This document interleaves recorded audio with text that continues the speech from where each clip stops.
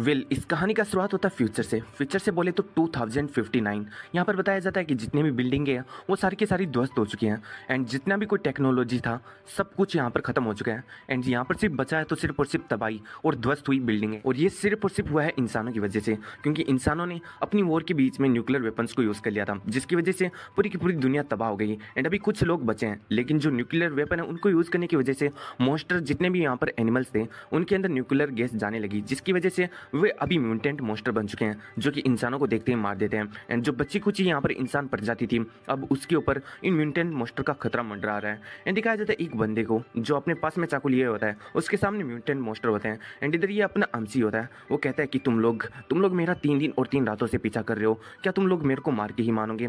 And अगर ऐसा है तो फिर ठीक है तुम मेरे सामने आ जाओ, आज मैं भी तुम्हें देख लूंगा। इधर दिखाया जाता है ये जो म्यूटेंट मॉन्स्टर होते हैं इनके मुंह में कुछ हरा हरा जैसा पदार्थ होता है, यानी इसी से इनको पावर मिलता है एंड इसी से ये लोग म्यूटेंट हो चुके हैं, क्योंकि ये है न्यूक्लियर गैस। एंड इधर दिखाया जाता है ये लोग अपने अमसी की तरफ रोर कर रहे होते हैं, अपना अमसी भी इनकी तरफ हमला करने के लिए बढ़ जाता है, लेकिन अपना अमसी अकेला होता है एंड यहाँ पर बहुत सारे म्यूटेंट मॉन्स्टर होते हैं। ये लोग अपने अमसी को यहीं पर मार देते हैं, जिसकी वजह से दिखाया जाता है अपना अमसी बहुत ही ज़्यादा जोर से चिल्ला रहा होता है। फिर दिखाया जाता है आसमान से एक बिजली अपने अमसी के शरीर के ऊपर गिरती है एंड फिर सीन शिफ्ट होता है। हमें दिखाया जाता है एक बच्चे को जो कि मानो थोड़ी देर पहले बेहोश पड़ा था, लेकिन जैसे ही उसकी आंख होती है वो काफ़ी ज़्यादा हैरान हो जाता है एंड कहते हैं कि बास्टर्ड मुझे छोड़ दो। एंड फिर वो आसपास देखता है तो बहुत ही ज़्यादा हैरान हो जाता है एंड सोच रहा होता है कि आखिर वो म्यूटेंट बीस्ट कहाँ पर चले गए। हाँ, ये अपना अमसी है जो कि इस बच्चे की बॉडी में रिकार्नेट हो चुका है।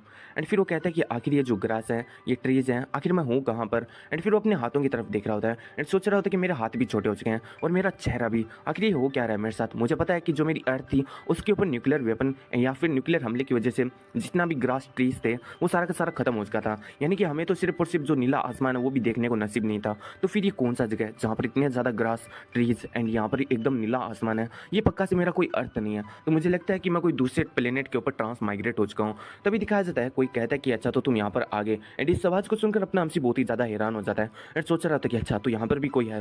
एंड फिर वो अपने मन में सोच रहा होता है कि जो मेरा अर्थ था वहाँ पर रिसोर्सेज कम बच गया था तबाही के कारण, जिसकी वजह से जो लोग थे वो एक दूसरे को ही रिसोर्सेज के लिए मारना शुरू कर दिए थे। वैसे मेरे को ज़्यादा खतरा म्यूटेंट बीस्ट से नहीं था बल्कि उन इंसानों से था जो कि रिसोर्सेज के लिए किसी को भी मार सकते थे। एंड इतना सोचकर अपने आप से अपने पास से पत्थर को उठा लेता है एंड सोच रहा होता है कि चलो अगर मेरे पास कोई आएगा तो मैं उसे मार डालूंगा। लेकिन तभी दिखाया जाता है एक ओल्ड मैन कहता है कि मैं यहाँ पर आ चुका हूँ एंड इस ओल्ड मैन को हमें याद रखना होगा, क्योंकि हो सकता है आगे के चैप्टर में ये हमारे लिए काम में आए। एंड इधर दिखाया जाता है अपना आप से उस ओल्ड मैन को देख तो नहीं पाता, लेकिन उसे उसका साउंड पता चल जाता है कि वो कहाँ से आ रहा है, इसलिए वो उसी साउंड की तरफ भागने लगता है। मन में सोच रहा था कि मुझे उस तरफ से साउंड आ रहा है, लेकिन जैसे वो वहाँ पर पहुँचता है तो देखता है कि वहाँ पर 2 बंदे खड़े आते हैं जो कि एक दूसरे को यहाँ पर मारने के लिए खड़े होते हैं। इनमें से एक बंदा होता है राइटियस पाथ का जो कि कह रहा होता है कि ब्लड डेमन एंसेस्टर, आज मैं तुम्हें छोड़ूंगा नहीं, आज मैं तुम्हें यहाँ पर खत्म कर दूंगा। जो दूसरा बंदा होता है वो होता है डेमोनिक कल्ट से, वो कहता है कि वेल हम दोनों ही ट्रिब्यूलेटर कल्टीवेटर हैं, यानी ट्रिब्यूलेशन लेवल के कल्टीवेटर हैं, अगर तुम मुझे मार सकते हो तो फिर मैं तुम्हें क्यों नहीं मार सकता। इधर जो राइटियस पाथ वाला बंदा होता है वो कहता है कि वेल तुम कुछ ज़्यादा ही बातें कर रहे हो, लेकिन तुम मरने वाले हो और जो लोग मरते हैं वो इतना ज़्यादा बातें नहीं करते। एंड इतना अगर वो अपना जो डेमोनिक बंदा होता है उसके ऊपर हमला कर देता है एंड इन दोनों की फाइट ऐसे ही चलने लगती है। इधर जो डेमोनिक कल्ट वाला बंदा था वो यहाँ पर जो वाटर की पावर है उसे कंट्रोल कर सकता था, जबकि जो राइटियस पाथ वाला बंदा था वो अपनी विंड की पावर को यूज़ कर रहा था। एंड इन दोनों की फाइट को देखकर जो अपना अमसी था वो सोच रहा होता है क्या क्या ये लोग कल्टीवेटर्स हैं?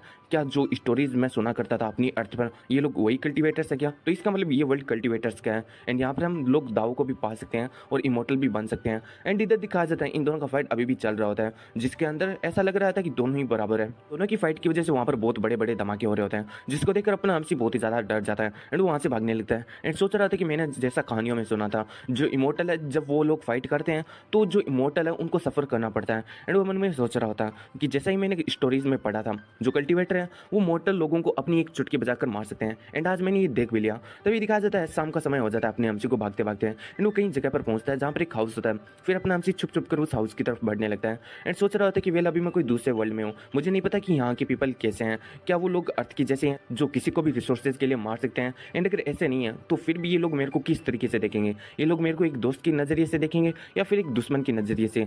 मुझे नहीं पता कि आखिर यहाँ पर जो बीस्ट है वो भी होते होंगे क्या जैसे कि हमारे अर्थ पर है। मुझे यहाँ पर बहुत ही ज़्यादा केयरफुल रहना होगा, जबकि एक नया वर्ल्ड है। और इतना सोचकर अपना अमसी उस हाउस के अंदर चला जाता है, लेकिन वो देखता है कि वहाँ पर कोई है ही नहीं। इधर अपना अमसी मन में सोच रहा होता है कि अच्छा तो मेरे को एक टेम्पल जैसा दिखाई दे रहा है, मुझे लगता है कि यहाँ पर कोई नहीं है। लेकिन तभी दिखाया जाता है अपने अमसी का नज़र एक बंदे पर पड़ता है जो कि उस टेम्पल से निकल रहा होता है एंड दिखाया जाता है अपना अमसी भी इसको देखकर हैरान हो जाता है। अभी एक ओल्ड मैन होता है वो कहता है कि आखिर वहाँ पर कौन है? दिखाया जाता है अपना अमसी अपने पास से नाइफ को निकालने का कोशिश करता है जो कि वो अर्थ में अपने साथ कैरी किया था। एंड वो मन में सोच रहा होता है कि वेल अभी मेरे पास अपना नाइफ भी नहीं है, क्योंकि वो तो मेरा प्रीवियस लाइफ के अंदर मैं कैरी करता था। लेकिन यहाँ पर बाहर दो कल्टिवेटर्स फाइट कर रहे हैं और ये ग्रैंडपा एकदम बहुत ही ज़्यादा काम लोग के साथ मेरे सामने खड़ा है। तो कहीं ऐसा तो नहीं कि ये हिडन एक्सपर्ट है, जैसा कि मैंने स्टोरीज़ के अंदर सुना था। एंड फिर वो अपने मन में सोच रहा होता है कि अगर मैं यहाँ पर जो एक्सपर्ट है उनका डिसाइपल बन जाता हूँ तो मैं इस कल्टिवेशन वाली दुनिया के अंदर किसी के ऊपर रिलाई कर सकता हूँ। एंड मैं वैसा लाइफ दोबारा नहीं जीना चाहता जैसा मैं अपना प्रीवियस लाइफ जी रहा था, जहाँ पर दिन रात मेरे पीछे म्यूटेंट मोस्टर पड़े रहते थे, लोग एक दूसरे को मारने का कोशिश करते थे। एंड उनसे बचने के लिए चाहे वो बिस्ट हो या फिर लोग, मुझे गंदा गंदा खाना भी खाना पड़ता था। एंड इधर दिखा जाता है अपने हमसे ये सोचकर उस कल्टिवेटर यानी अपने जो ओल्ड मैन होता है उसके सामने घुटने टेक देता रहता है और कहता है कि एल्डर, मुझे लगता है कि आप जैसा लीजेंड्स में बताया गया वैसे ही कोई इमोर्टल कल्टिवेटर हो, तो प्लीज़ मुझे एक डिसाइपल के रूप में एक्सेप्ट कर लीजिए।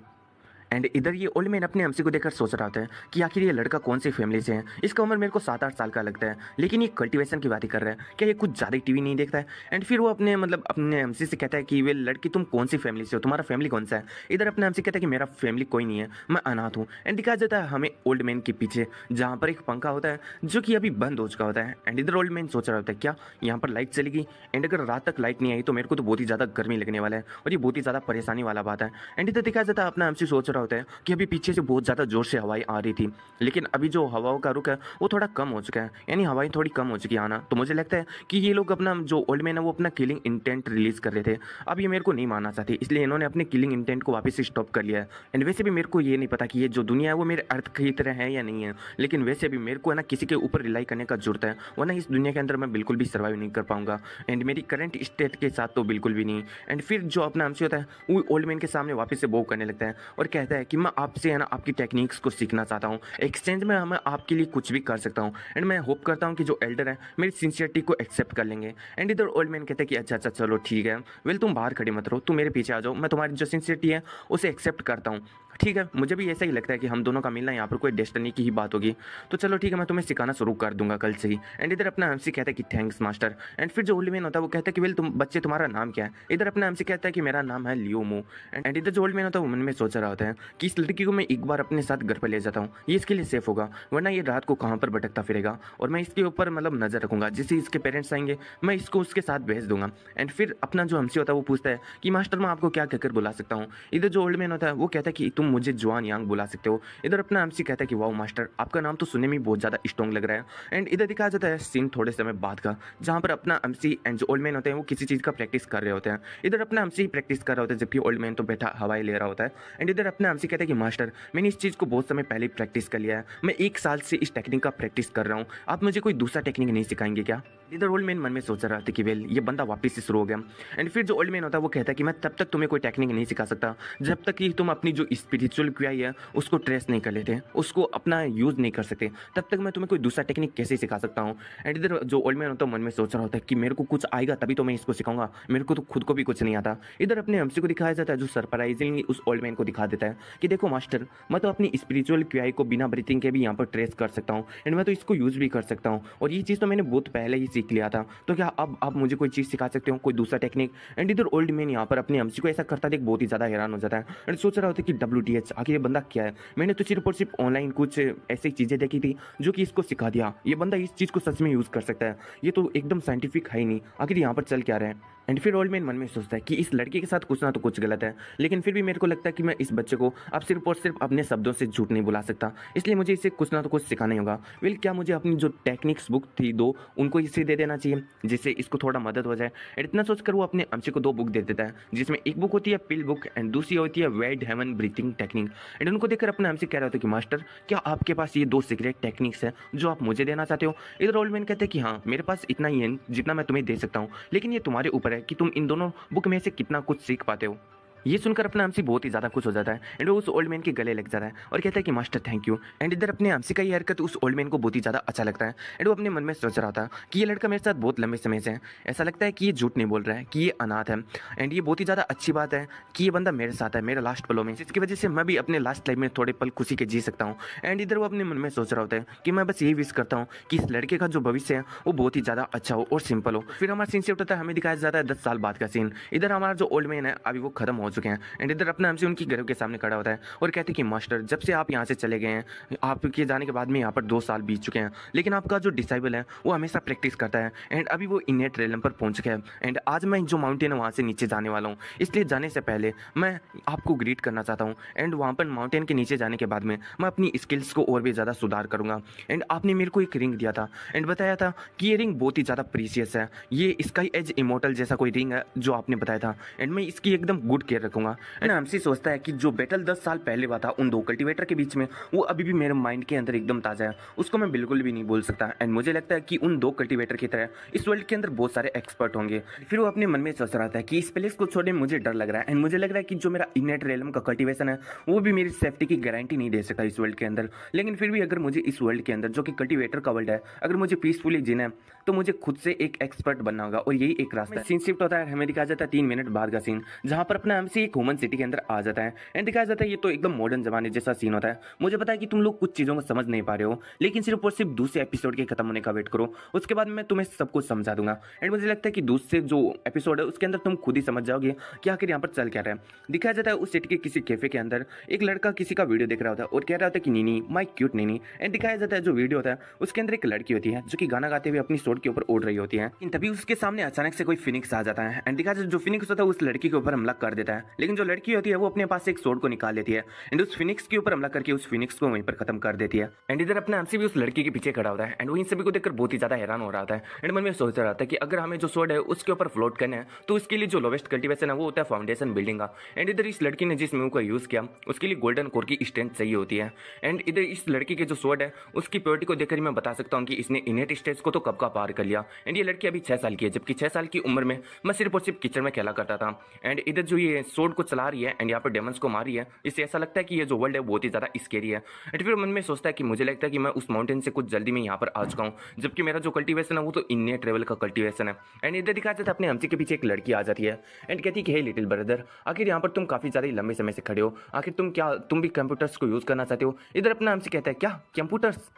एंड इधर अपने आपसे कहते हैं कि वेल, अगर मैं कंप्यूटर को यूज़ करता हूँ तो क्या मैं ऐसे एक्सपर्ट को और देख सकता हूँ। एंड इधर लड़की कहती है क्या तुम लिटिल फेरी नीनी के बारे में बात कर रहे हो क्या? हाँ, आजकल इंटरनेट के ऊपर ऐसे पीपल तो हर जगह है, हर जगह। एंड इधर अपने हमसे मन में सोच रहा होता है कि क्या हर जगह? एंड वो अपने मन में सोचता है कि ये वर्ल्ड तो पूरा का पूरा एक्सपर्ट से भरा हुआ है, मुझे लगता है कि मुझे बहुत ही ज़्यादा केयरफुल रहना होगा, वरना अगर मैंने कुछ भी गलत किया तो कोई भी जो एक्सपर्ट है वो मुझे मार देगा, जैसा कि मैंने स्टोरीज के अंदर सुन गया। फिर वो अपने हमसे से कहती है कि वेल, क्या आप जो ये इंटरनेट है उसको यूज़ करना चाहेंगे? हमारी जो इंटरनेट है वो बहुत ही ज़्यादा चीप है एंड बहुत ही ज़्यादा फास्ट है। हमने यहाँ पर एक लाइब्रेरी को भी रख रखा है एंड अगर आपको और भी कोई चीज़ चाहिए तो वो भी आपको यहाँ पर मिल जाएगा, इसलिए आप अगर इस चीज़ को यूज़ करना चाहते हो यानी हमारे कैफ़े को, तो आप यूज़ कर सकते हो। इधर अपना हमसे कहता है क्या मैं यहाँ पर हर एक चीज़ को पा सकता हूँ? तब तो मुझे लगता है कि मुझे यहाँ पर एक बार के लिए यूज़ करना ही चाहिए इस चीज़ को। एंड वो लड़की कहती कि वाह, ये तो बहुत ही ज़्यादा अच्छी बात है, चलो मैं क्या आपका आईडी देख सकती हूँ? एंड वो अपने मन में सोच रही थी कि ये जो लड़का है ये बहुत ही ज़्यादा हैंडसम है एंड ये जब मेरे को आईडी देगा तो मैं इससे इसका जो एड्रेस है वो पता लगा लूंगी। एंड इधर अपना हमसे मन में सोच रहे थे क्या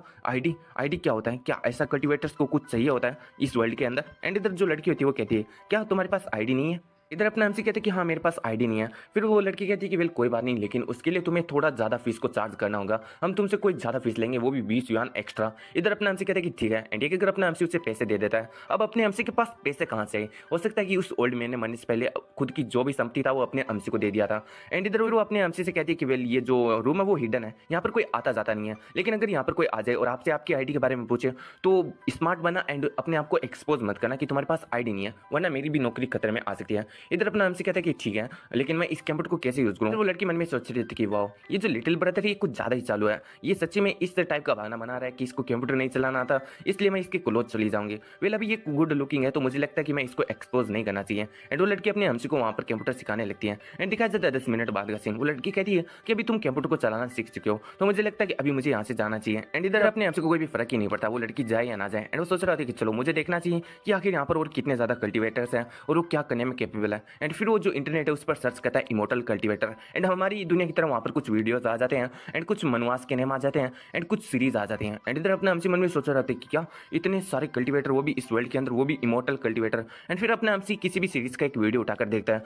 जहाँ पर दिखाया जाता है आसमान से बिजलियाँ चमक रही होती हैं, वहाँ पर एक खट्टा खट्टा सा कोई कल्टीवेटर आता है जो कि कहता है कि जो ट्रिबुलेशन स्टेज है वो तो मेरे सामने कुछ भी नहीं। एंड इस चीज़ को देखकर अपना एमसी बहुत ही ज़्यादा हैरान हो जाता है एंड सोच रहा होता है क्या इसके सामने ट्रिबुलेशन स्टेज कुछ भी नहीं, तो मुझे तो लगता है कि मैं तो एक इनेट स्टेज एज का कल्टिवेटर हूँ जो कि इन लोगों के सामने नूब है। एंड अगर मैं इस वर्ल्ड के अंदर इधर उधर भागता रहा एंड अगर मैंने किसी को ऑफेंड कर दिया तो मुझे लगता है कि कोई भी एक्सपर्ट मुझे जल्दी या फिर बाद में मार ही डालेगा। फिर अपने एमसी बैठे बैठे सोच रहा था तो क्या मुझे अभी क्या करना चाहिए, क्या मुझे वापस अपने माउंटेन पर जाना चाहिए एंड वहाँ पर कल्टिवेशन को स्टार्ट कर देना चाहिए। लेकिन मैं बहुत ही ज़्यादा स्लो हूँ, मेरा जो कल्टिवेशन है बहुत ही ज़्यादा डिफिकल्ट है। एंड अभी जो मेरे मास्टर वो भी मेरे साथ नहीं है, जो मेरे मास्टर जब मेरे साथ थे तो मेरा कल्टिवेशन थोड़ा ठीक ठाक चल रहा था। एंड फिर अपने एमसी को एक आइडिया था, वो सोच रहा था कि वेल जो मेरे मास्टर वो मेरे पास नहीं है, लेकिन इसका मतलब ये है कि मैं अभी कोई दूसरे मास्टर को ढूंढ सकता हूँ। एंड यहाँ पर जो इंटरनेट है वहाँ पर बहुत सारे कल्टिवेटर्स हैं, तो मुझे लगता है कि मुझे इनमें से किसी को पूछना चाहिए जो कि मेरे को गाइडेंस कर सकता है। एंड इसके लिए अपना एमसी एक ऐप को चुनता है एंड इस ऐप का नाम तो तुम जानते होगे, और ये ऐप कोई और नहीं बल्कि टिकटॉकर है। एंड वहाँ पर जाकर अपना एमसी इमोर्टल कल्टिवेटर के बारे में यहाँ पर सर्च करता है एंड दिखाया जाता है वहाँ पर कुछ लोग होते हैं जो कि लाइव कर रहे होते हैं, यानी अपने पीछे ग्रीन स्क्रीन लगाकर जो होता है ना वैसा कुछ कर रहे होते हैं। एंड इधर अपना एमसी सोच रहा था कि वो यहाँ पर तो बहुत सारे लोग हैं जो कि वीडियोस बना रहे हैं इमोर्टल कल्टिवेशन के ऊपर, तो मुझे तो लगता है कि मुझे भी एक बार खुद के ऊपर वीडियो बनाना चाहिए एंड उन लोगों को अपनी टेक्निक दिखानी चाहिए। एंड इसके बाद में मेरे अंदर जो भी गलती होगा वो लोग मुझे अपने आप से बता देंगे। एंड इसलिए अपना एमसी एक अकाउंट को फिर वो वीडियो बनाने के लिए तैयार हो जाता है, वो कैमरे के सामने खड़ा हो जाता है एंड अपनी तैयारी को करने लगता है। एंड अभी वो थोड़ा नर्वस होता है इसलिए वो एक लंबी सांस लेकर छोड़ता है एंड फिर वो तैयार हो जाता है एंड अपनी जो स्पिरिचुअल क्यूआई उसे गैदर करने लगता है। एंड इसके बाद दिखा जाता है अपना एमसी नीले कलर की स्पिरिचुअल क्यूआई को यहाँ पर ट्रिगर कर रहा है। और इसके बाद दिखा जाता है जो अपना एमसी होता है उस स्पिरिचुअल क्यूआई से एक सोर्ड को बनाता है एंड उसके बाद में वो अपनी एक किसी टेक्निक को परफॉर्म करने लगता है। उस टेक्निक के खत्म होने के बाद में अपना एमसी अपनी स्पिरिचुअल क्यूआई से बनाई सोर्ड को वापस से गायब कर देता है एंड सभी से लोगों से कह रहा था कि वेल एक्सपर्ट, मुझे पता है कि आप लोग ऑडियंस के अंदर चुप कर रहते हैं, लेकिन मैं आपको ट्रबल नहीं पहुंचाना चाहता, फिर भी मैं आपसे पूछने का यहाँ पर दुस्साहस कर रहा हूँ कि आप मुझे बताएंगे कि आखिर मेरे जो क्यूआई फ्लो है उसके अंदर क्या गलती है एंड आखिर मैं जो अपना कल्टिवेशन है उसे आगे कैसे बढ़ा सकता हूँ। एंड ये कहकर अपना एमसी जो वीडियो होता है ना उसे अपलोड कर देता है एंड उस वीडियो को अपलोड करने के बाद में एकदम बैठ जाता है, वो भी इंतजार करने लगता है एंड सोच रहा था क्या किसी ने मेरी वीडियो को देखा, कि किसी ने कमेंट किया वापस है। एंड तभी दिखाया जाता है अपने एमसी का जो वीडियो होता है उसके ऊपर कोई कमेंट आता है जिस पर बताया जाता है कि फ्रेंड मैं अभी जो ट्रिबुलेशन स्टेज है उसे क्रॉस कर चुकी हूँ एंड इस चीज़ को मैंने 8 साल की उम्र में ही कर दिया था। एंड मुझे लगता है कि तुमने जो अपना कल्टिवेशन है वो सच में बहुत ही ज़्यादा यहाँ पर लेट शुरुआत किया, क्योंकि तुम्हारा जो कल्टिवेशन वो भी इनेट लेवल का ही है एंड तुमने 8 साल की उम्र में अपने कल्टिवेशन को स्टार्ट किया, लेकिन फिर भी मैं तुम्हें यहाँ पर गाइड कर सकती हूँ। एंड इधर अपना एमसी मन में सोच रहा होता है क्या किसी ने मेरे को रिप्लाई किया। एंड आ जाता है एक बिल्डिंग को एंड उसके अंदर हम एक फोटो देखते हैं उस लड़की का जो कि अपने एमसी को रिप्लाई किया होता है। तभी हमें एक एडिटर को दिखाया जाता है, वो कह रहा होता है कि दालिया हम अपना जो इंटरनेट कनेक्शन है उसे टेस्ट कर रहे हैं, 10 मिनट के बाद में हमारा स्ट्रीम शुरू होने वाला है। जो दालिया होती है वो कहती है कि ठीक है मैं तैयार हूँ स्ट्रीम करने के लिए। एंड ये कहती है वो एक वीडियो को देख रही होती है अपने फोन में। ये वीडियो कोई और नहीं बल्कि वही वीडियो होता है जो अपने एमसी ने 10 साल पहले अपनी आंखों से उस फाइट को देखा था, जहां पर जो राइट इस्पात वाला कल्टिवेटर होता है वो कहता है कि ब्लड डेमन मैं तुझे आज मार डालूंगा, और ब्लड डेमन कहता है कि अगर तुम्हारे अंदर इतना हिम्मत है तो तुम इस चीज को ट्राई कर सकते हो। इधर दालिया इनकी वीडियो को देखकर कह रही होती है कि ये 10 साल पहले ये जो सीरीज है ये मेरे को बहुत ही ज्यादा पसंद था, लेकिन आज अगर मैं इसकी तरफ देखती हूँ तो मुझे इसके वीएफएक्स बहुत ही ज्यादा कम लगते हैं। और ऐसा रियल लाइफ में भी होता है, जिस चीज को हम बचपन में देखते हैं एंड उसी चीज को हम ऊपर बड़े होकर देखते हैं तो हमें बहुत ही ज्यादा उसके अंदर वीएफएक्स की कमी लगती है। एंड इधर दिखा लड़की को दिखाया जाता है जो कि दालिया के पास में होती है, वो कहती है क्या तुमने भी इस सीरीज को देख लिया, तुम्हें पता है कि उस वक्त ना टेक्नोलॉजी और कंप्यूटर नहीं थे ना, तब भी इसके जितने भी स्पेशल इफेक्ट थे धमाके वाले वो किसी एक्सप्लोजिव से किए गए थे, यानी एक्सप्लोजन बम धमाके से किए गए थे। एंड इधर अपने एमसी ने जो भी धमाके देखे थे वो सिर्फ और सिर्फ बम की मदद से हो रहे थे, ना कि वो कल्टिवेटर की फाइट की वजह से। एंड इधर जो अपनी दालिया होती है वो कहती है कि हाँ जो स्पेशल इफेक्ट है वो रियल लाइफ में किए गए थे बहुत सारे, क्योंकि उस वक्त इतना ज्यादा टेक्नोलॉजी नहीं था, लेकिन फिर भी ये जो फिल्म है वो बहुत ही ज्यादा हिट गई थी। एंड फिर वो उस लड़की से पूछती है कि तुम तो उस वक्त 7-8 साल की थी ना, तो आखिर तुम्हें इस फिल्म के बारे में इतना ज्यादा जानकारी कैसे है। इस पर जो ये लड़की होती है वो कहती है कि मैंने इसके बारे में अपने सीनियर से सुना था। एंड दिखाया जाता है अब जो दालिया होता है वो सोर्स देखना शुरू कर देता है, जहां पर एक सोर्स में बंदा कह रहा होता है कि एक नदी 30 साल अगर ईस्ट में बहती है तो 30 साल वेस्ट में बहती है, और इसी तरीके से हमें है ना जो पुअर और जो यूथ लोग हैं उनके ऊपर डाउन तरीके से नहीं देखना चाहिए, यानी उन्हें नीची नजरों से नहीं देखना चाहिए। इस पर दालिया कहती है कि वेल ये कुछ ज्यादा करेंजी है। एंड इधर ये बात सुनकर वो सामने वाली लड़की भी हंसने लगती है। एंड उसके बाद जो दालिया होती है वो शॉर्ट को स्क्रॉल कर देती है एंड दिखाया जाता है उसके बाद में अपने एमसी का वीडियो आ जाता है। एंड इसको देखकर जो पास वाला लड़की होता है वो कहता है कि ये जो लिटिल ब्रदर है ये थोड़ा बहुत गुड लुकिंग है। एंड इधर दिखाया जाता है जो अपना एमसी होता है वो अपनी स्पेशल टेक्निक का यूज कर रहा होता है। एंड ये बात हमने देखा था कि ये रियल में कर रहा था। जो दालिया और जो उसके पास में लड़की होती है वो कहती है कि इसके जो वीएफएक्स है वो बहुत ही ज्यादा अमेजिंग है, ऐसा लग रहा है कि जो ये शॉट है वो सच में फ्लोट कर रही है हवा में। एंड इधर जो दालिया होती है वो कहती है कि हाँ ये बहुत ही ज्यादा अच्छा है। फिर अपना एमसी यही बात कह रहा होता है कि प्लीज मुझे गाइड कीजिए, मेरे जो टीचर वो अभी मेरे पास नहीं है इसलिए मुझे गाइड कीजिए कि आखिर मैं आगे कल्टीवेशन कैसे कर सकता हूँ। एंड इधर अपने एमसी का ये बात सुनकर जो लड़की होती है वो कहती है क्या ये मतलब 8 साल की उम्र में कल्टीवेशन स्टार्ट किया एंड इसके टीचर नहीं है एंड अभी ये कल्टीवेशन के लिए गाइडेंस मांगना चाहता है। एंड इधर जो दालिया होती है वो कहती है कि वेल ये तो इंटरेस्टिंग सा बात है, ये बंदा यहाँ पर प्रिटेंड कर रहा है कि ये कल्टीवेटर है एंड ये लोग मतलब वीडियो बना रहे हैं, तो चलो मुझे भी इसका थोड़ा साथ देना चाहिए, इसके साथ गेम खेलना चाहिए। और इसलिए जो दालिया होता है वो वापस से रिप्लाई करता है कि ठीक है वैसे तुमने जो कल्टीवेशन है बहुत ज़्यादा देर से स्टार्ट किया है एंड फिर भी मैं तुम्हारा मदद करूँ। इसके बाद दिखा जाता है जो एडिटर होता है वो कहता है कि दालिया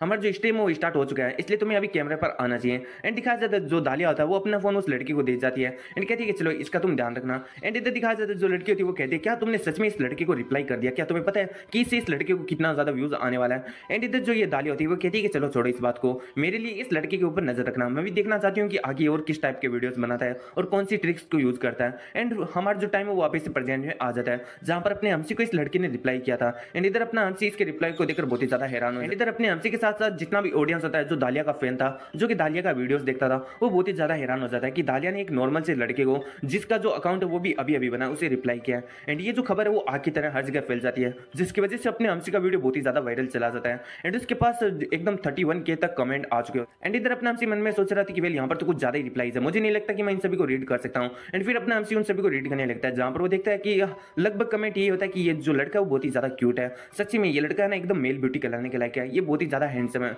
मुझे तो लग ही नहीं रहा कि ये बंदा एकदम रियल है।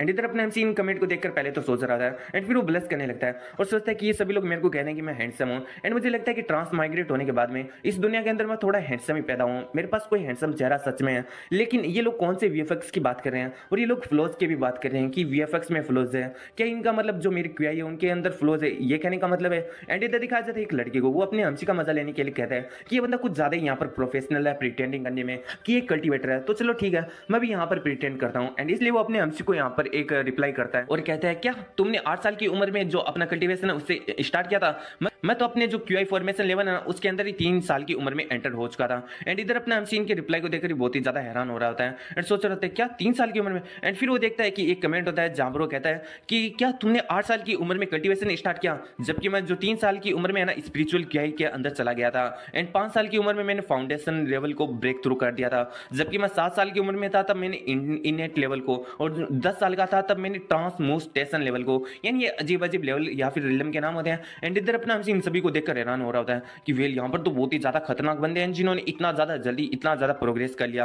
एंड इधर सभी लोग अपने हमसे का ही मजा लेने में लगे होते हैं और कह रहे होते हैं कि वेल हम तो है ना जन्मते ही इतने ज्यादा पावरफुल थे, कोई कहता है कि मैं तो जन्मते ही इमोर्टल था। एंड इधर अपने हमसे मन में सोच रहा होता है कि वेल वेल मैं समझ गया कि यहाँ पर जितने भी लोग हैं वो बहुत ही ज्यादा पावरफुल है। एंड इसलिए वो हाथ जोड़कर कह रहा होता है कि मैं अपने माउंटेन से नीचे आया हूँ क्योंकि मुझे कोई गाइडेंस देने वाला नहीं है, मेरे टीचर अभी नहीं थे, इसलिए मैं आप सभी लोगों से विनती करता हूँ कि आप लोग मेरा हेल्प करें, मुझे मेरे कल्टीवेशन को बढ़ाने में हेल्प करें। एंड इधर दिखाया जाता है अपने हमसी का ये बात सुनकर सभी लोग उसे रिप्लाई कर रहे होते हैं। अभी अपना हमसी देखता है एक कमेंट में जहां पर लिखा होता है कि तुम्हें अपने हर्ट को यूज करना चाहिए अपनी क्यूआई को फील करने के लिए। इधर अपना हमसी इस चीज को सुनकर हैरान हो जाता है एंड फिर वो इससे मतलब परफॉर्म करने लगता है एंड इसकी वजह से दिखाया जाता है अपने हमसी को वहां पर फायदा होता है। एंड इस चीज को देखकर अपना हमसी भी बहुत ज्यादा ही खुश होता है और कहता है कि वेल जो एक्सपर्ट ने मेरे को कमेंट किया था, जिसने मेरे को रिप्लाई किया था, उसका जो ट्रिक था वो सच में वर्क कर गया। एंड ये कहकर अपना हमसी जो अपना एनर्जी है उसे वापस से अपने शरीर में डाल लेता है। एंड फिर वो अपने मन में सोच रहा होता है कि यहाँ पर बहुत सारे एक्सपर्ट हैं जो कि अपनी सारी की सारी बात मुझे खुलकर बता रहे हैं एंड इन लोगों के पास बहुत ही ज्यादा नॉलेज है और अगर मैं इनमें से हर किसी का आधा नॉलेज भी ले लूं तो मेरे पास बहुत ज्यादा ही नॉलेज हो जाएगा, तो चलो इनका जो नॉलेज है उसे एक एक करके लेना शुरू करते हैं।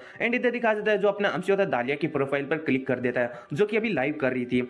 एंड जैसा कि हमें पता है जो दालिया वो लाइव स्ट्रीम कर रही है वो भी एडिटर की मदद से, जिन्होंने उसके पीछे की ग्रीन स्क्रीन को यहाँ पर अलग अलग जगहों का रूप दे दिया है। एंड इधर दिखाया जाता है उस वीडियो के अंदर जहां दालिया कई कई टेक्निक को परफॉर्म कर रही थी, अपने हमसी को तो लगता है कि ये एकदम रियल में परफॉर्म कर रही है, जबकि हमें पता है कि ये एकदम वीएफएक्स का कमाल है। एंड इधर दिखाया जाता है वीएफएक्स की मदद से वहां पर एक जो दालिया होती है वो बहुत बड़ा धमाका करती है एंड इसी के साथ वो एक पॉइंट पर लैंड हो जाती है एंड काफी ज्यादा तगड़ा सा पोज मारकर कहती है कि मैं हूँ वेलवेट फेरी एंड मैं अपनी जो स्पिरिचुअल वाइन फिजिक्स है उसी के साथ बोर्न हुई हूँ, जो दाव है उसे पकड़ना बहुत ही ज्यादा मुश्किल है, यानी उसे पाना। एंड जो मोर्टल है वो हेवन के बिल्कुल भी अगेंस्ट नहीं जा सकते, लेकिन अगर उन्हें अगेंस्ट जाना है हेवन के तो उन्हें कल्टीवेशन को स्टार्ट करना होगा, जिसके लिए जो सबसे इंपॉर्टेंट चीज है वो है टैलेंट।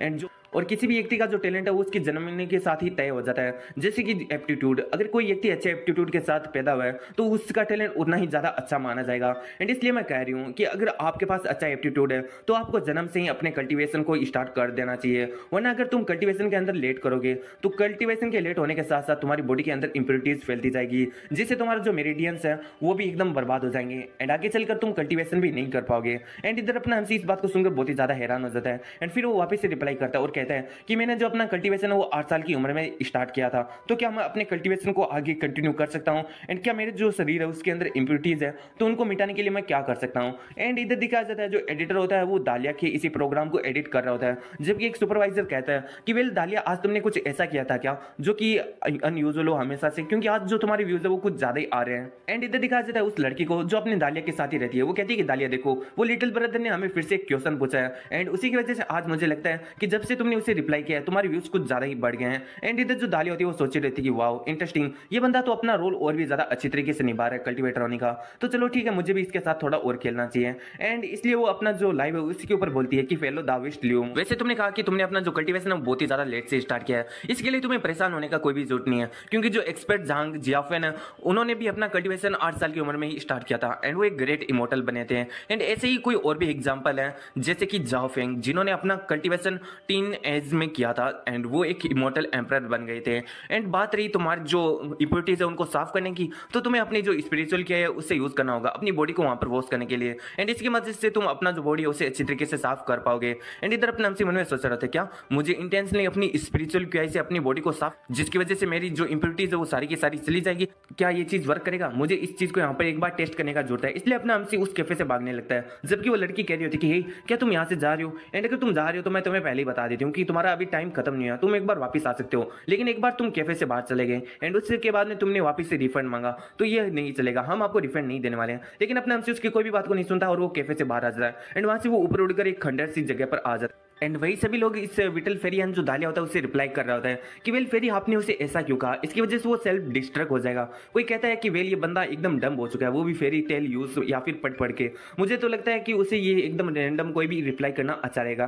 कोई कहता है कि वेल आपने ऐसा क्यों कहा कि आप उसकी जो बॉडी है उसको स्पिरिचुअल क्रिया से वॉश कीजिए। मुझे तो लगता है कि आपको जो अपना डेमोनिक की है उसको यूज करना चाहिए। एंड इधर जो दाली होती है वो उनको वार्निंग देती है और कहती है कि तुम कुछ ज्यादा ही रोल के अंदर नहीं जा रहे हो क्या, तुम लोग रियल वर्ल्ड में क्यों नहीं रहते। एंड फिर वो अपना जो एक्सप्रेशन उसे चेंज कर लेती है एंड स्माइल करने लगती है और कहती है कि वेल लाइक करना, सब्सक्राइब करना, फॉलो करना एंड हमारा जो फैन ग्रुप है उसे भी ज्वाइन कर लेना। एंड जो नेक्स्ट वीडियो है उसके अंदर हम आपको जो स्पॉन्सर है उसको लेकर बात करने वाले हैं, यानी हम किस चीज को स्पॉन्सर करने वाले हैं वो भी फ्रेंकनेस टी के साथ। एंड इसी के साथ जो वाला लाइव होता है वो यहीं पर खत्म हो जाता है एंड फिर हमें अपने हमसे को दिखाया जाता है जो एक खंडर जैसी जगह पर आया होता है एंड वो कह रहा होता है कि मैंने अपने जो स्पिरिचुअल सेंस है उसे यहाँ पर चेक किया कि यहाँ पर आसपास कोई भी बंदा नहीं है। एंड इधर अपना हमसे आकर उसी टेक्निक को यूज करने लगता है जो कि दालिया ने उसे बताया था। एंड ये कहते हुए वो अपनी स्पिरिचुअल क्रिया से अपनी कुछ यहाँ पर एक फॉर्मेशन बना देता है एंड उस फॉर्मेशन के बीच में जाकर बैठ देता है। एंड इसके बाद दिखाया जाता है वहां पर वो कुछ टेक्निक को यूज करने लगता है या फिर वो अपनी जो स्पिरिचुअल क्रिया है उसे अपनी बॉडी को साफ करने लगता है। लेकिन दिखाया जाता है थोड़ी देर के बाद में वो अपनी आंखों को ओपन करता है। शुरुआत होने से पहले मैं तुमको बता देता हूँ,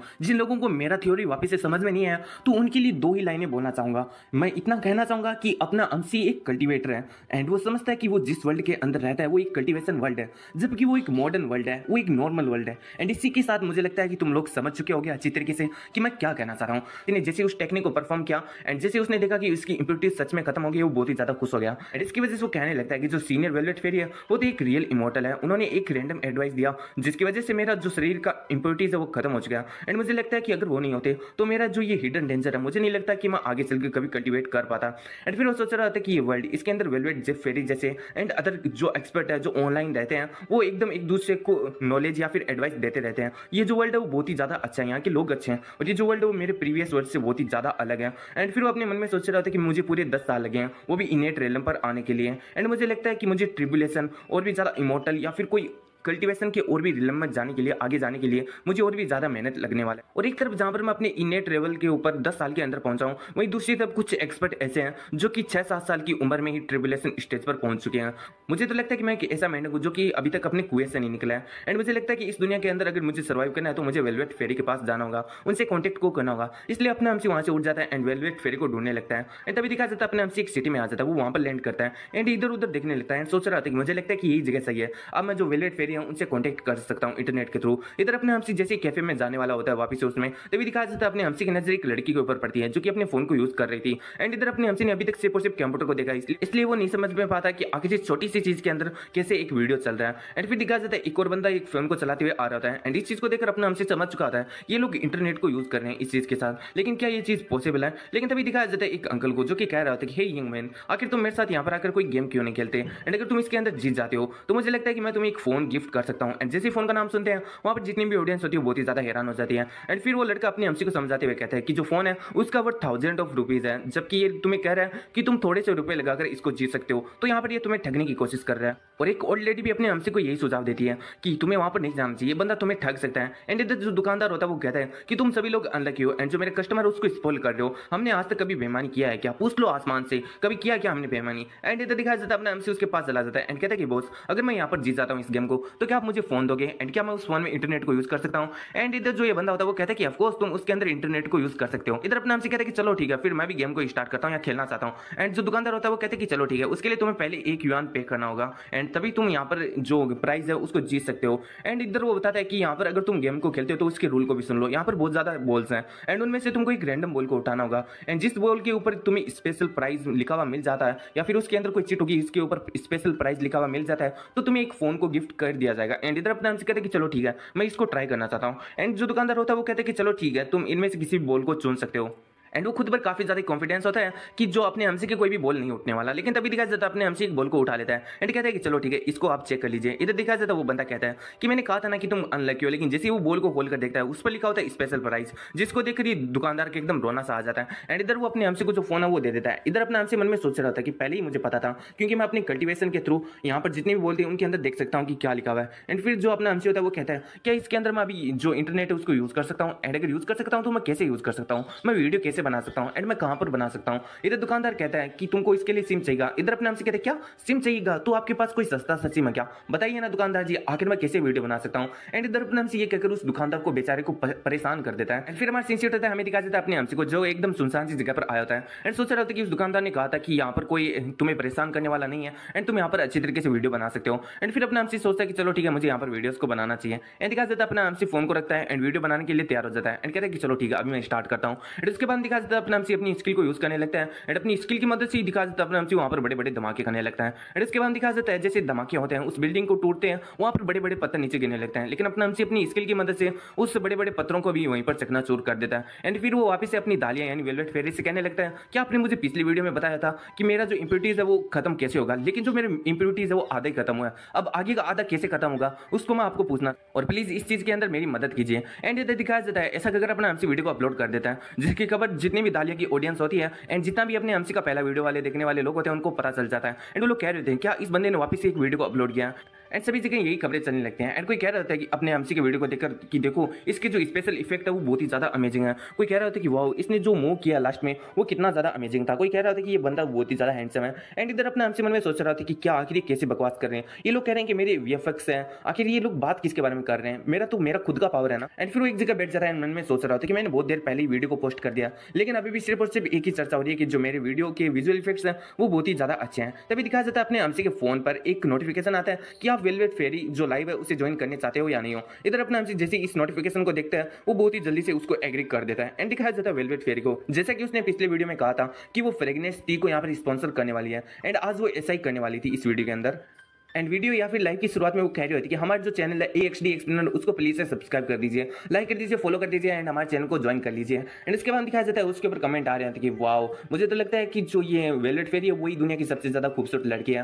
कोई कह रहा होता है कि मैं तो जो वेलवेट फेरी है उसका चाटने वाला कुत्ता हूँ एंड उसने ये नाम रख के रखा होता है। एंड वो बंदा अपनी जो वेलवेट फेरी है उसको 999 हर्ट्स भी बेचता है। एंड इधर जो वेलवेट फेरी दालिया होती है वो कहती है कि तुमने ऐसा नाम रख रखा है जिसकी वजह से तो मुझे भी शर्म आ गई है। एंड फिर दिखाया जाता है वो सभी लोगों को थैंक्स बोल रही होती है कि जिन्होंने उसे स्पॉन्सर किया है एंड जिन्होंने उसे हर्ट्स भेजा है। एंड इधर अपने हमसे मन में सोच रहा था कि वाओ जो वेलवेट फेरी है वो बहुत ही ज्यादा अमेजिंग है, उनकी लाइव अभी अभी स्टार्ट हुई है लेकिन उनके व्यूज बिलियन से भी पार हैं एंड उनके लाइक तो देखो अभी 10 मिलियन हो चुके हैं। एंड फिर अब जो अपना हमसे होता है वो कहता है कि वाओ जो वेलवेट फेरी का बैकग्राउंड है वो जगह तो देखो वो कितना ज्यादा अच्छा है, ये कितना ज्यादा अच्छा होता कि मैं भी वहां पर प्रैक्टिस या फिर कल्टिवेशन कर पाता। एंड फिर दिखाया जाता है जो ये दालिया होती है वो कहती है कि ये देखो ये है फ्रेग्नेंस टी, अगर आप इसको खरीदते हो तो इसके ऊपर आपको मेरे साइन मिल जाएंगे जो कि मैंने पर्सनली किए हैं। एंड इधर अपना हमसे मन में सोच रहा होता है क्या जो मेरी लिटिल फेरी है वो यहाँ पर एक स्पॉन्सर दूसरों को कर रही है, क्या इनको भी इस तरीके से पैसे कमाने की जरूरत पड़ गई है? एंड मुझे तो काफी ज्यादा हैरानी हो रही है कि कौन सा बंदा है जिन्होंने हमारी वेलवेट फेरी को यहाँ पर हायर कर लिया इस तरीके का कोई काम करने के लिए। एंड फिर अपने आप से अपने पैसे देखने लगता है एंड सोच रहा होता है क्या मैं अपने पास से कुछ खरीद सकता हूँ उस टी को, लेकिन मुझे नहीं लगता कि मेरे पास इतने ज्यादा पैसे हैं।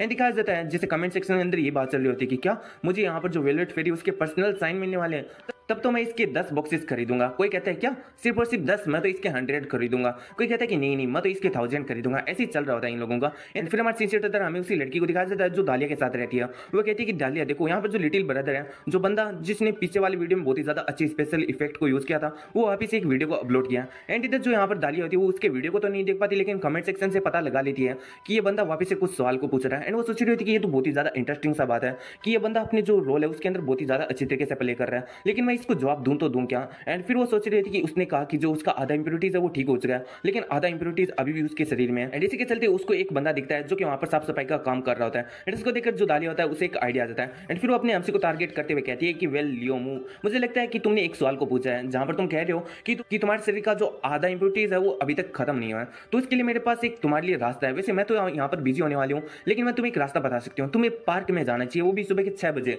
एंड तुम्हें वहां पर एक वेनरेबल्स का ग्रुप मिलेगा। एंड जैसे अपना एमसी नाम सुनता है वेनरेबल्स, तो इसे लगता है कि वहां पर वो लोग काफी ज्यादा इनक्रेडिबल कल्टीवेशन बेस वाले होंगे। एंड इधर जो दालिया होती है वो कहती है कि वेल मैं तुम्हें एक फ्रेंडली रिमाइंडर याद करा देती हूँ कि तुम तभी जाना जब सुबह के 6 बजे एंड जब स्पिरिचुअल क्यूआई उसका जो मात्रा है वहां पर डांस हो, एंड जब जो पर्पल क्यूआई है वो वहां पर बिल्कुल भी अपीयर नहीं होना चाहिए। तुम्हें ऐसे वक्त पर वहां पर जाना होगा, तभी तुम उन वेनरेबल से मिल सकते हो। अपने नाम से दालिया की एडवाइस की वजह से यहाँ पर आ चुका था पार्क के अंदर उन वेनरेबल के ग्रुप को ढूंढने के लिए। एंड वो सोच रहा था कि वाओ यहाँ का जो एयर है वो सिटी से बहुत ही ज्यादा फ्रेश है। मुझे लगता है कि जो वेनरेबल का यहाँ पर प्रेजेंस है वो इस एयर को इतना ज्यादा स्वच्छ बना रहा है। एंड तभी अपने एमसी का नजर एक बूढ़े व्यक्ति पर पड़ता है। एंड वो सोच रहा था कि आखिर ये क्या कर रहा है।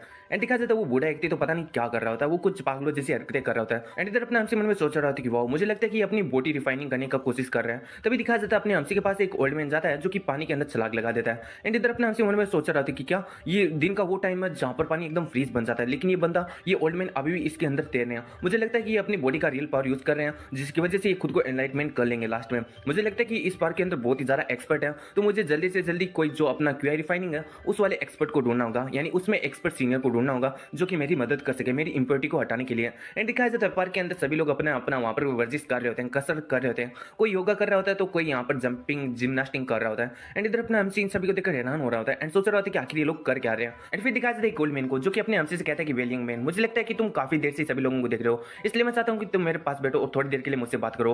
एंड इधर अपना एमसी उसे एकदम इग्नोर कर रहा होता है क्योंकि वो दूसरे लोगों को देखने में बहुत ही ज्यादा बिजी हो रहा होता है। एंड तभी दिखाया जो ओल्ड मैन होता है वो बहुत ही ज्यादा गुस्सा हो जाता है और कहते हैं कि मैं तुमसे बात कर रहा हूँ, क्या तुम ये प्रिटेंड करने वाले हो कि तुम मुझे सुन नहीं पा रहे। एंड इधर अपना एमसी भी आप फाइनली उसकी तरफ देख लेता है और कहता है क्या मुझसे बात कर रहे हो। एंड इधर दिखा जाता है अपना एमसी उसके पास में जा रहा है एंड उसको वहां पर ग्रीट कर रहा है और कहता है कि एक्सीडेंटली मैंने आपको ऑफेंड कर दिया, इसके लिए इस जूनियर को माफ कर दीजिए सीनियर। इधर जो ओल्ड मैन होता है वो कहता है कि चलो छोड़ो इस बात को, मेरे पास एक अच्छा ही साइड था इसलिए मैंने तुम्हें यहाँ पर बुलाया। एंड मुझे लगता है कि जो डेस्टिनी है वो भी हम दोनों को मिलाना चाहती है, एंड इसलिए मैं इतनी छोटी मोटी चीजों की बिल्कुल भी परवाह नहीं करता। एंड इधर अपने एमसी मन में सोच रहा था कि इन्होंने कहा कि इनके पास एक अच्छा ही साइड है, कहीं इन्होंने मेरा जो स्पिरिचुअल क्यूआई है उससे सेंस तो नहीं कर लिया अपने स्पिरिचुअल सेंस से। एंड अगर इन्होंने मेरी स्पिरिचुअल क्यूआई को सेंस कर लिया तो फिर मैं इनकी स्पिरिचुअल क्यूआई को क्यों नहीं सेंस कर पा रहा हूँ, मैं ये क्यों नहीं देख पा रहा हूँ कि ये कल्टीवेशन के कौन से रेलम पर है। और जब भी कल्टीवेशन की दुनिया में अगर ऐसा होता है तो स्टोरेज के माने ऐसा लगता है कि इनका जो रेलम है वो मुझसे 2 रेलम हाईएस्ट है। एंड मुझे लगता है कि ऐसा भी हो सकता है कि ये 2 3 4 5 कितने भी रेलम मुझसे ज्यादा हाईएस्ट हो सकते हैं। एंड मुझे लगता है कि अब जो सीनियर है उसका आई साइट मेरे पर है, तो मेरे को यहाँ पर बहुत ही अच्छे तरीके से व्यवहार करना होगा, वरना यहाँ पर कुछ भी हो सकता है। इसलिए अपना हमसे कहता है कि वेल जो जूनियर है क्या आपके जैसे सीनियर का नाम पूछ सकता है। एंड इधर ओल्ड मैन सोच रहा था कि ये कौन सा फॉर्मेलिटी कर रहा है, ये सारा का सारा तो वहां पर फैंटेसी वर्ल्ड या फिर किसी सीरीज के अंदर होता है। मुझे लगता है कि ये बंदा कोई एक्ट कर रहा है, तो मुझे भी इसके साथ इसमें इसका साथ देना चाहिए। एंड फिर वो कहते हैं कि वेल ये जो ओल्ड मैन है वो बहुत ही हजारों सालों से जी रहा है, इसलिए उसको इसका खुद का नाम नहीं पता।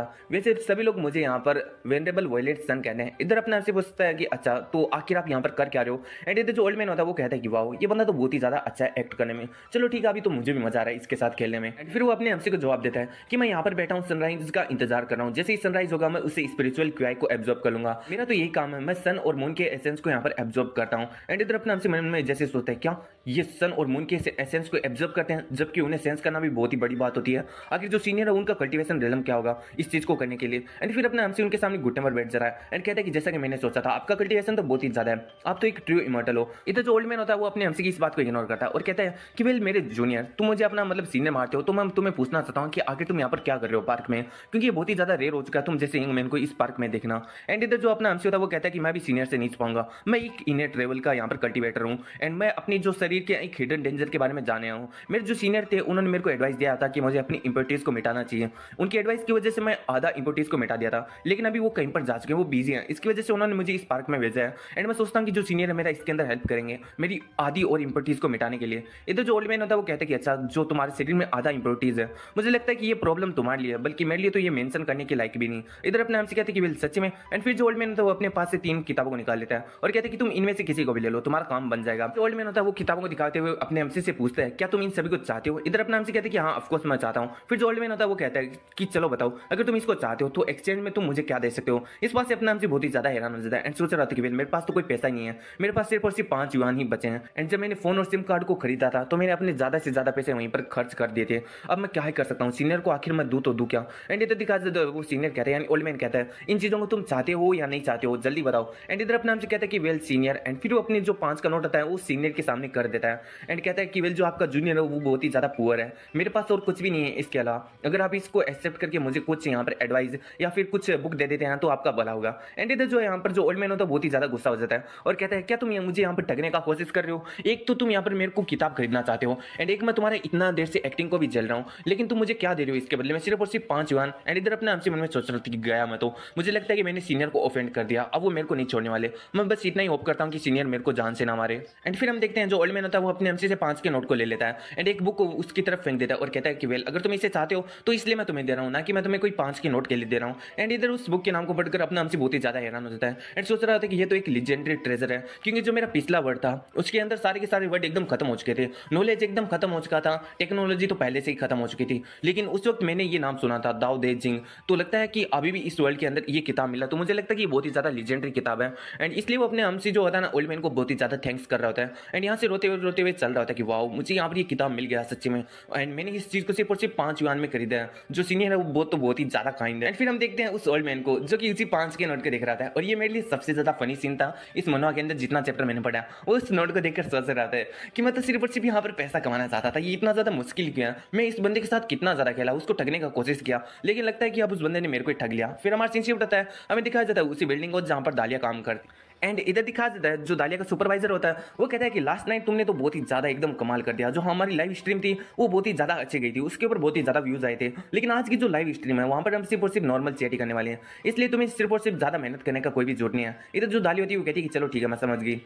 एंड फिर दिखाया जाता है जो स्ट्रीम है वहां पर शुरू हो जाता है, जहां पर जो दाली होती है वो सभी को हाई हेलो कैरी होती है, लेकिन दिखाया जाता है वहां पर कमेंट सेक्शन में एक नाम चल रहा होता है कि आपका जो स्लोली कल्टिवेटिंग है उसने एक नए वीडियो को अपलोड किया। सभी लोग एक ही बात कह रहे होते हैं एंड स्लोली कल्टिवेटिंग कोई और नहीं बल्कि अपने हमसे का नाम होता है, इन लोगों ने उसका यही नाम रख दिया होता है। एंड इधर दालिया भी यही पूछ रही थी क्या ये स्लोली कल्टिवेटिंग कहीं ये लिटिल ब्रदर को तो नहीं कह रही, जो कि कहता है कि उसने बहुत ही ज्यादा लेट कल्टिवेशन शुरू किया 8 साल की उम्र में और अभी वो इनेट दाव लेवल पर है। एंड इधर जो लड़की होती है वो कहती है हाँ तुमने सही कहा, उसने एक और वीडियो को अपलोड किया, तुम उसको देख भी सकती हो। एंड जैसे जो दालिया होती है उस वीडियो को देखती है बहुत ही ज्यादा हैरान हो जाती है। एंड जैसे कि मैंने तुम्हें पहले ही बताया था, जहां पर जो दालिया थी उसने अपने एमसी का वीडियो को पहले देखा ही नहीं था, क्योंकि अपने एमसी ने लास्ट में कहा था कि उसे आधी इंप्योरिटीज को कैसे सोल्व करना है, जिसका जवाब अपनी दालिया ने दिया था, जबकि ये इन्फॉर्मेशन दालिया ने कमेंट सेक्शन से ही प्राप्त की थी, ना कि उसने वीडियो देखा था, क्योंकि वो लाइव स्ट्रीम के ऊपर वीडियो नहीं देख पा रही थी उस वक्त। तभी दिखाया जाता है वो अब जैसे ही उसको वीडियो को देखती है जहां पर हमें पता है कि अपना हमसे एकदम रियल में स्टंट कर रहा है, लेकिन दालिया को लगता है कि ये एकदम वीएफएक्स है उसके, इसलिए वो सोच रही थी कि आखिर ये बंदा किस टाइप के स्पेशल इफेक्ट को यूज करता है। मुझे तो इसमें से एक भी फ्लो को यहाँ पर ढूंढने में बहुत ही ज्यादा मुश्किल हो रहा है, मुझे ऐसा लग रहा है कि ये बंदा सच में कोई रियल है। एंड इसी के साथ जो वाले चैप्टर यहीं पर खत्म हो जाता है।